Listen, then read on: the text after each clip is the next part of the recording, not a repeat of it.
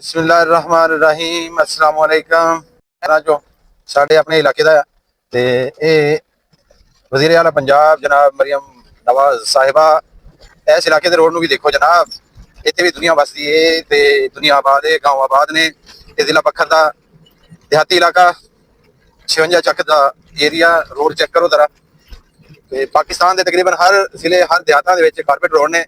ਤੇ ਜਨਾਬ ਮਰੀਮ ਨਵਾਜ਼ ਸਾਹਿਬਾ, ਇਹ ਪੰਜਾਬ ਦਾ ਇਲਾਕਾ, ਇੱਥੇ ਦੇ ਲੋਕਾਂ ਦਾ ਕੀ ਕਸੂਰ ਹੈ ਜਨਾਬ? ਇਹਦੀ ਵੀ ਮਨਜ਼ੂਰੀ ਦਿਓ, ਇਹ ਵੀ ਰੋਡ ਬਣਵਾਓ। ਇਹ ਦੇਖੋ ਕੀ ਹਾਲ ਹੈ ਰੋਡ ਦਾ। ਇੱਥੋਂ ਦੀ ਗੱਡੀ ਲੈ ਕੇ ਜਾਣਾ, ਮੋਟਰਸਾਈਕਲ ਚਲਾਉਣਾ ਆਮ ਦਰਫਤ ਜਿਹੜੀ ਆ ਇੰਤਹਾਈ ਮੁਸ਼ਕਲ ਹੈਗੀ ਆ।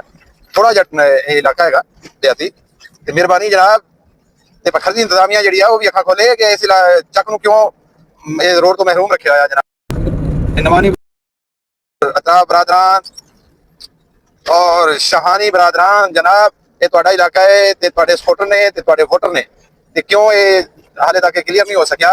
ये रोड क्यों नहीं मंजूर हो सकिया ते क्यों नहीं बन सकिया? ये जनाब जो दोबारा आना है तुसीं वोटां वास्ते ते तुहानूं मसले फिर ये नज़र आने ने, तुहाडीਆਂ नज़रां चों गुजरने ने है कि रोड की कंडीशन जिहड़ी आ ये तुसीं चेक कर लो। ते रास्ता सानूं गड्डी ने दे दित्ता जनाब, ते रोड भी इंतहाई खराब है। हुकूमत अगे अपील है कि रोड बनवाओ, ये रोड बनवाओ। काफी खराब हालत है रोड की। ये 54 ਚੱਕ ਤੇ ਅੱਗੇ 56 ਚੱਕ ਦਾ ਜਿਹੜਾ ਰਾਸਤਾ ਹੈ ਇਹ ਸਾਰਾ ਇਸ ਤਰ੍ਹਾਂ ਹੈ। कैसे कैसे तो ये ते खड्डे ये पत्थर दी इंतजामिया भी ते जनाब सीएम पंजाब साहिबा ते ਤੁਹਾਡੇ ਵਾਸਤੇ ਵੀ स्पेशल बहुत शुक्रिया जी, ਇਹਦੀ ਤਵੱਜੋ ਦੀ ਦਰਕਾਰ ਹੈਗੀ ਹੈ। Thank you.